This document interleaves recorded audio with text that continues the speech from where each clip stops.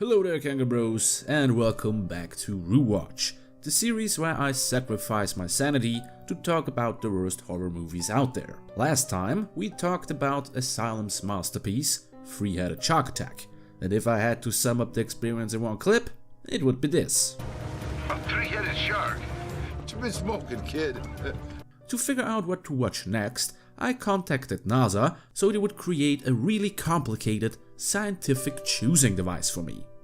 And it seems like we're taking a trip back to the early 2000s, with today's entry, Jason X. Well, that's not too bad, right? Friday the 13th is one of the most iconic horror movie franchises, and its main antagonist, Jason Voorhees, is part of pop culture. Everyone knows the hockey mask machete-wielding killing machine. He's on shirts, he has Funko Pops, he even starred in his own video game, and appeared on talk shows.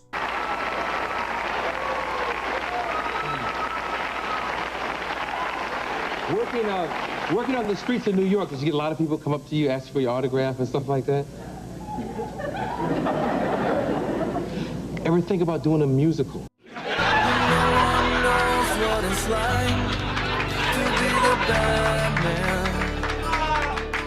So how bad can Jason X be? It's just the 10th entry in the series. The 10th? What was New Line Cinema thinking? Need money. Oh yeah, that makes sense. Well, before we take a look at the movie itself, let's talk a bit about its premise. As I said, this is the 10th movie in the Friday the 13th franchise, and the second movie in the series without Friday the 13th in its title, together with Jason Goes to Hell, the final Friday. And look how much truth that title held. This movie's synopsis goes like this. Jason Voorhees returns with a new look, a new machete, and his same murderous attitude as he is awakened on a spaceship in the 25th century. A spaceship? The 25th century? Well, count me in! And just look at the poster. There is Jason, and he's wearing half of his hockey mask, and a weird Lord Zed metal mask, and there is a saber-looking machete in the middle of it, with a screaming lady on it. Cool.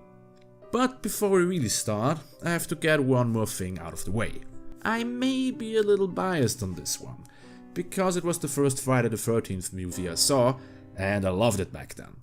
I've never seen it again since, but I remember that there were some funny scenes in it.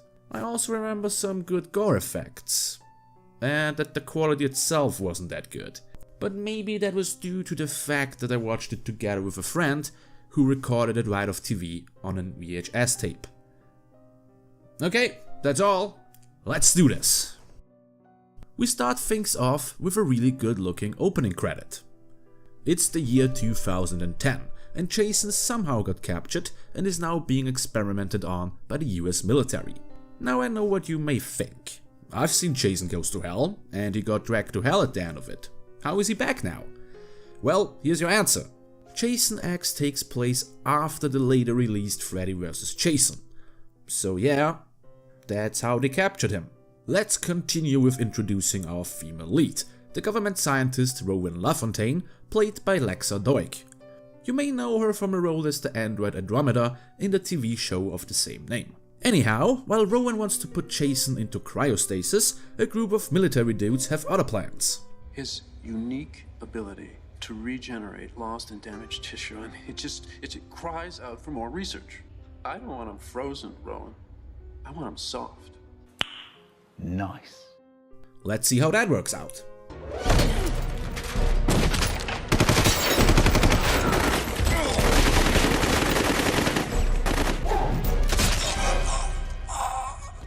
Great, right to the killing. I like it. Rowan somehow manages to trap Jason in a cryopod, but that doesn't stop him from giving her a good poke. Cryogenic breach. Emergency lockdown.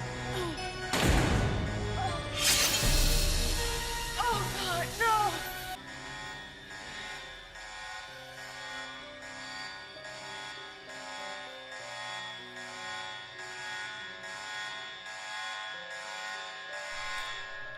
Well, shit.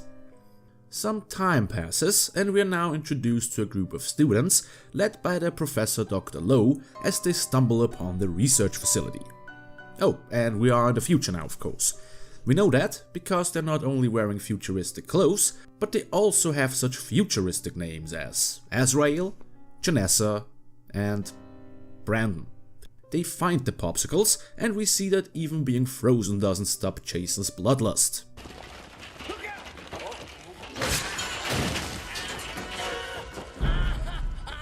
But don't worry, they brought some futuristic first aid with them.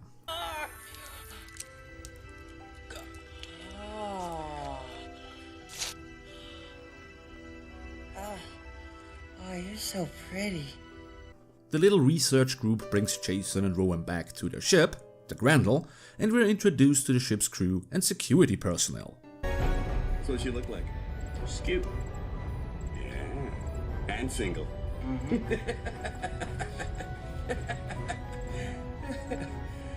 I'm so lonely.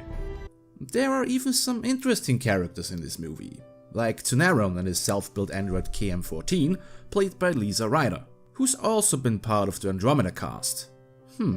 That's weird. And it's time for more future tech, as the researchers are microwaving Rowan back to life.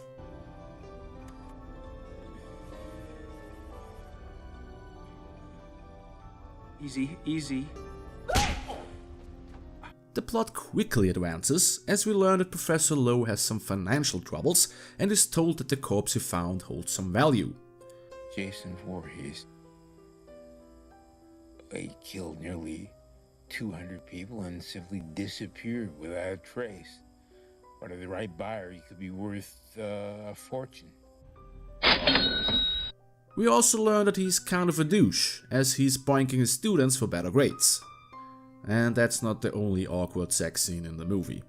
But as we all know, there is one thing Jason really hates, and that's people fucking. His hate brings him back to life, and he celebrates by copying a feel himself and warming himself up with some exercises.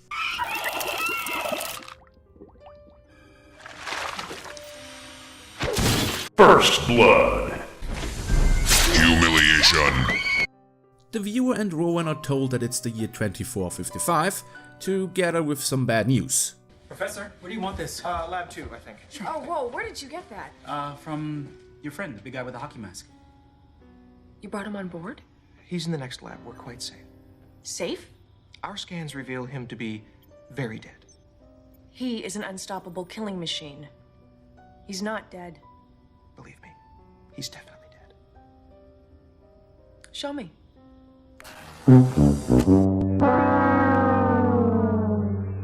With the killing machine on the loose, Sergeant Brodsky and his soldier buddies prepare to hunt down the J-Dog. They quickly find him, but his teleport abilities allow him to elude them. So let the real killing spree begin.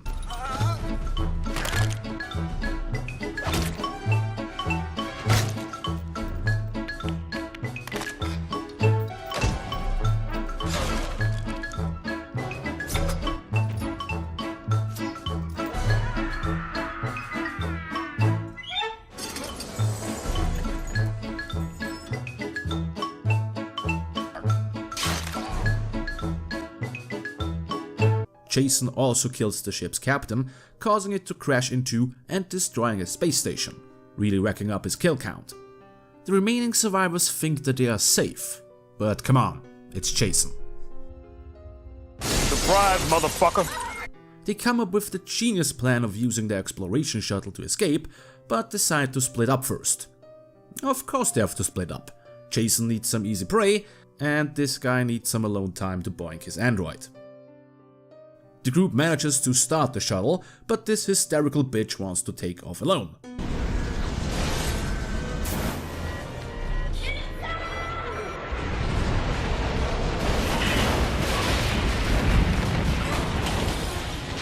Female drivers, eh? Ah, future sexism.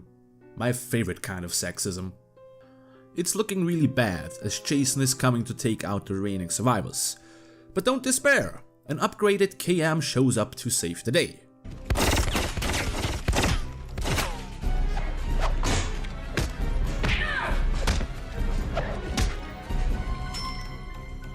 Yeah, sure, why not?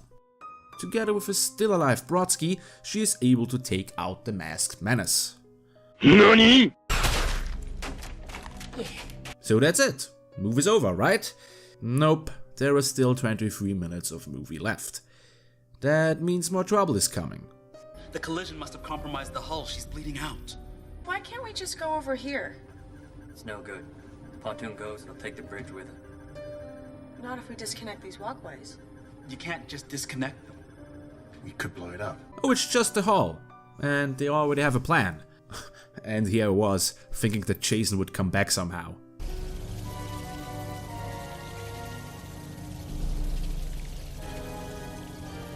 Oh shit. They go through with their plan, but oh no! Uber Jason shows up.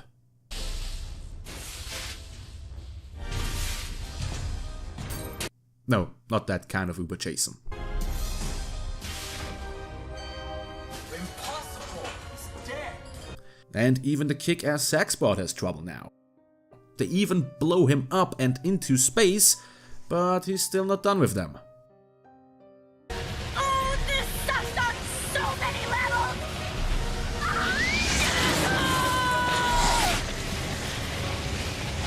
So now it's time for the big finale. While his ship arrives to take the survivors to safety, Brodsky has to do a little spacewalk to open the escape hatch. And with Jason tearing his way through the ship, KM, Tsunaron and Rowan have to come up with a distraction for him. Hey, you want a beer? Or do you want to smoke some pot? Or we can have premarital sex.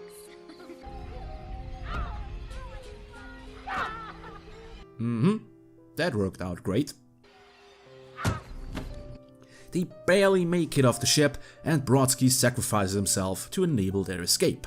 The survivor girl, the nerd, and the sexbot rejoice as Jason is dead for good. Or is he?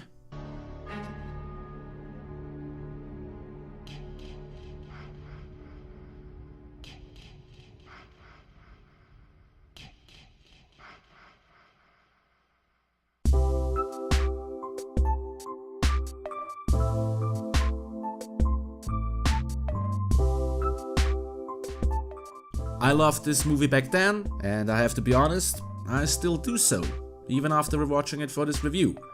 Who gives a shit?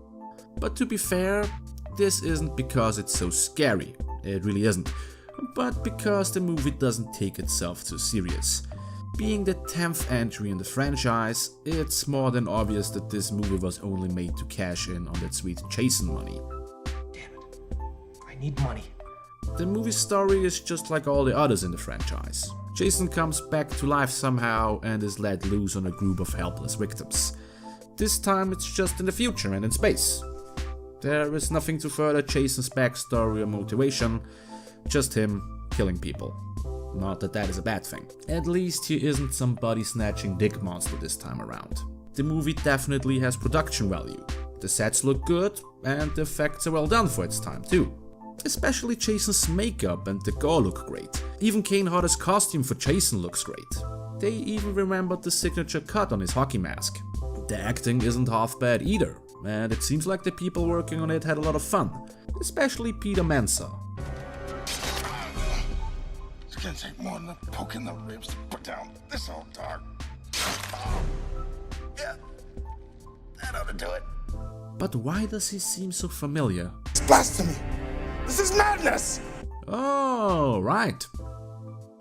There are some funny one-liners. He's screwed. Video game references. Dallas not here yet? Nope. You, Rick, find him, bring him up to speed. Hondo, you got a BFG? You're with me. I understood that reference. It's just a lot of fun. And that may be the reason Jason X is on this list. It fails as a horror movie.